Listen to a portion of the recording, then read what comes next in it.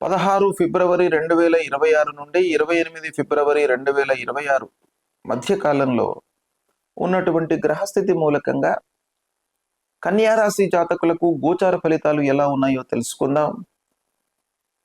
ఈ మధ్య కాలంలో అంటే 16 నుండి 28 మధ్య కాలంలో 5 గ్రహాలు కుంభరాశిలో సంచరిస్తున్నాయి. ఇది ప్రధానమైనటువంటి సంచారం. తద్వారా ఈ కన్యా రాశి వారికి ఏమవుతుంది? కుంభరాశి అంటే షష్టమ స్థానం అవుతుంది. షష్టమ స్థానంలో అన్ని గ్రహాలు ఉన్నాయి. ఈ షష్టమ స్థానంలో గోచార రీత్యా సూర్యుడు, కుజుడు, బుధుడు మంచి ఫలితాలను ఇస్తారు. అదేవిధంగా రాహువు కూడాను మంచి ఫలితాలను ఇస్తారు. శుక్రుడు ప్రతికూలమైనటువంటి ఫలితాలను ఇస్తాడు. ఈ స్థాన ప్రాబల్యం చూసినట్టయితే షష్టమ స్థానము దుస్థానం గనక ఆ స్థానం రీత్యా కొంత జాగ్రత్తలు తీసుకోవాలి. కానీ ఆ గ్రహాలు ఆ స్థానంలో సంచరించడం మూలకంగా మీకు కొంత మంచి ఫలితాలు కలిగే అవకాశాలు ఉన్నాయి. ఎలాంటి ఫలితాలు ఉండబోతున్నాయి అనే విషయాన్ని మనం చూసినట్టయితే శత్రువులపై మీరు విజయాన్ని సాధిస్తారు. ఇక విద్యార్థులు కొంత ఏకాగ్రతతో చదివినట్టయితే పోటీ పరీక్షల లోపల మంచి స్థాయిలో నిలిచేటువంటి అవకాశాలు బాగా కనబడుతున్నాయి.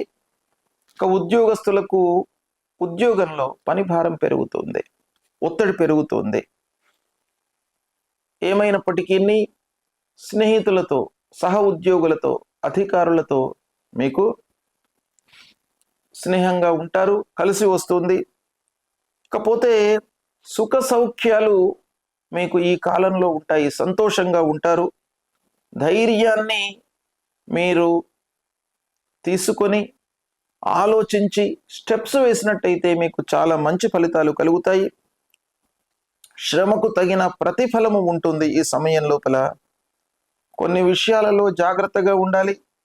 ఇకపోతే గురువు ముఖ్యంగా కర్మస్థానం లోపల ఉన్నాడు, అంటే మిథున రాశిలో సంచరిస్తున్నాడు కనుక 10వ స్థానము ముఖ్యంగా శుభగ్రహం యొక్క ఆధీనంలో ఉంది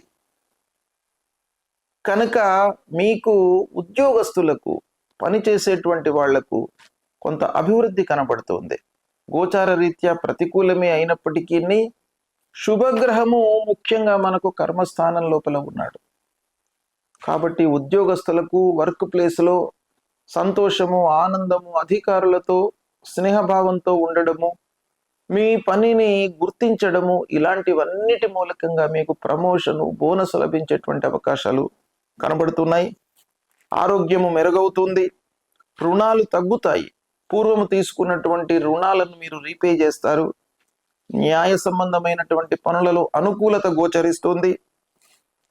సహ ఉద్యోగుల యొక్క సహకారం మీకు బాగా లభిస్తుంది. ప్రయాణాలు కలిసి వస్తాయి. సేవా రంగంలో మీకు గుర్తింపు లభిస్తుంది. మాటల మూలకంగా అంటే మీకు సమాజంలో ఉన్నటువంటి గౌరవం మూలకంగా చాలా పనులు నెరవేరుతాయి. కుటుంబంలో సహకారం లభిస్తుంది. కొత్త బాధ్యతలను పొందుతారు. ఓవరాల్గా పని భారం మట్టుకు పెరుగుతుంది. కొంత ఓర్పు అవసరము. క్రమశిక్షణతో ఉన్నట్టయితే మీకు చాలా శుభ ఫలితాలు ఈ సమయంలో కలుగుతాయి. స్థిరమైన అభివృద్ధితో మీరు ముందుకు వెళ్ళేటువంటి అవకాశాలు బాగా కనబడుతున్నాయి. దీన్ని సద్వినియోగపరచుకోండి. శుభ ఫలితాలను పొందుతారు. శుభం.